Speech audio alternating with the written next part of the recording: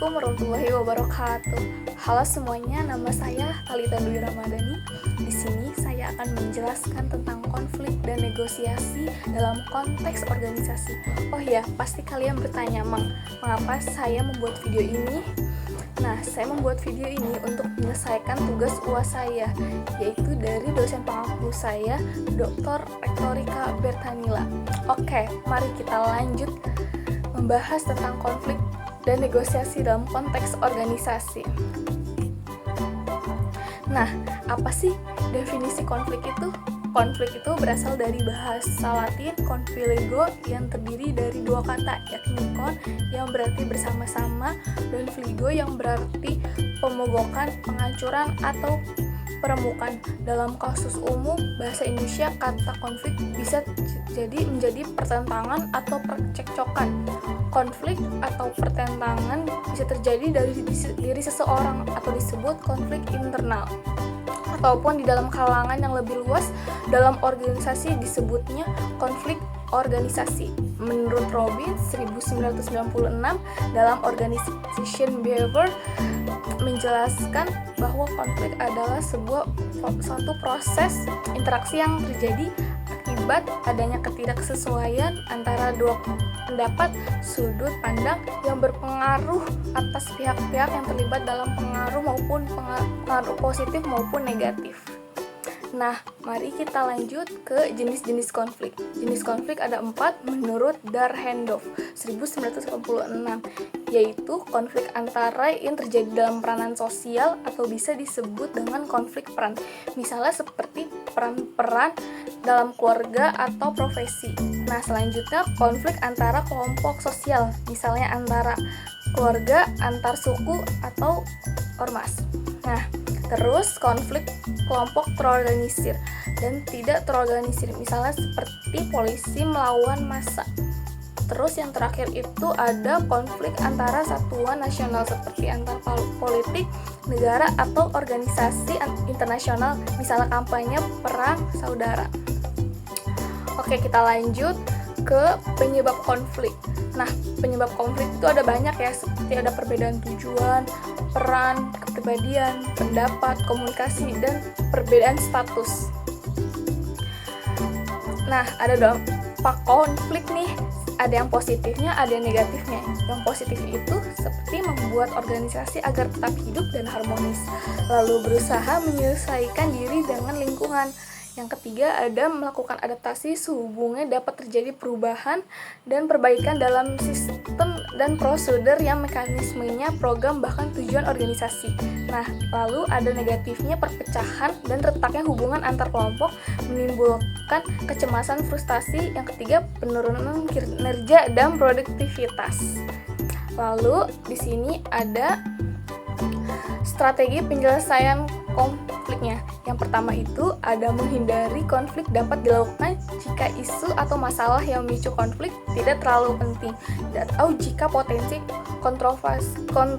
konfrontasinya tidak seimbang dengan akibatnya yang akan ditimbulkan. Yang kedua ada mengakomodasi, memberi kesempatan kepada orang lain untuk mengatur strategi pemecahan masalah khususnya apabila isu tersebut penting bagi orang lain. Yang ketiga ada kompromi atau negosiasi. Masing-masing memberikan dan menawarkan sesuatu pada waktu yang bersamaan, saling memberi, menerima, serta meminimalkan kekurangan semua pihak yang dapat menguntungkan semua pihak. Yang keempat terakhir perlu adanya komitmen dari semua pihak yang terlibat, saling mendukung, saling memperhatikan satu sama lainnya. Lalu di sini kita akan membahas definisi negosiasi. Nah, udah mulai ke definisi negosiasi nih.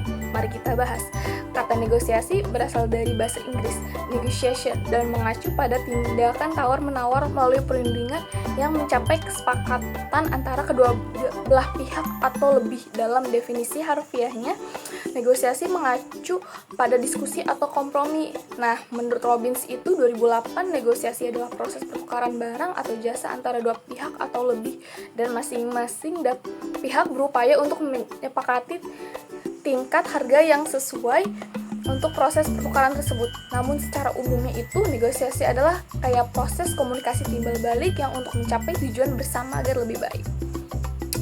Lalu kita akan membahas proses negosiasinya nih. Ada 4 ya.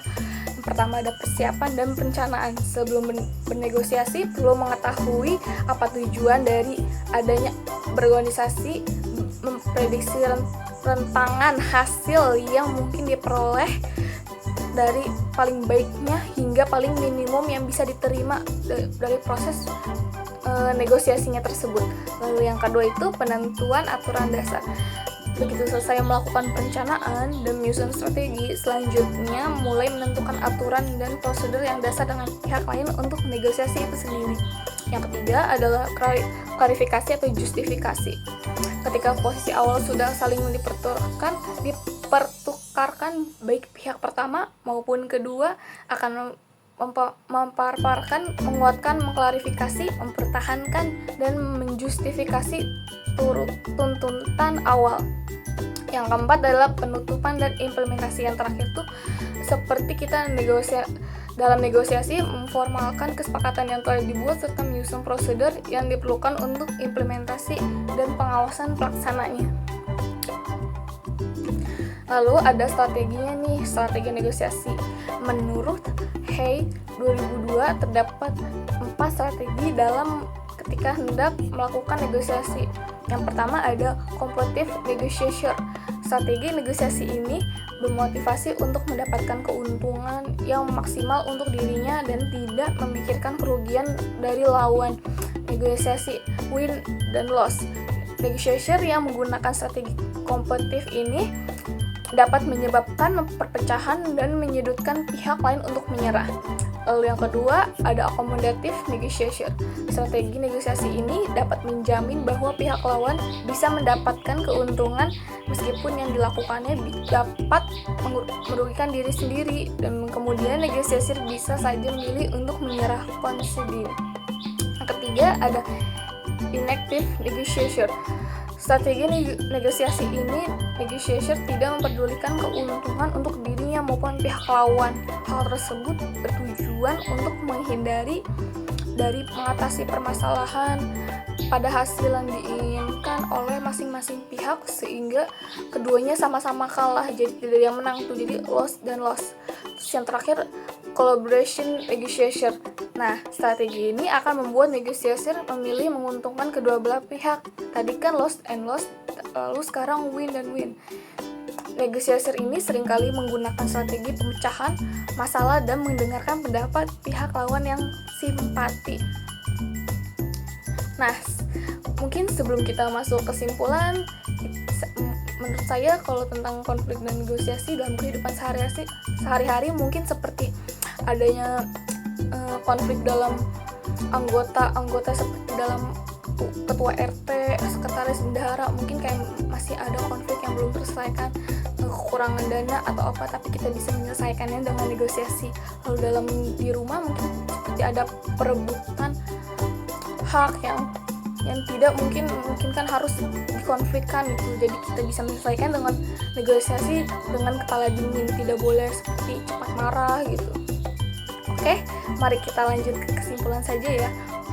Jadi kesimpulannya adalah konflik dan negosiasi adalah dua hal yang tidak dapat dipisahkan dalam kehidupan organisasi. Konflik dapat terjadi karena perbedaan kepentingan, nilai, atau tujuan dapat mempengaruhi kinerja, motivasi, dan kepuasan karyawan. Namun, konflik juga dapat kesempatan untuk membangun kerjasama, meningkatkan kepercayaan, dan mencapai tujuan organisasi melalui negosiasi.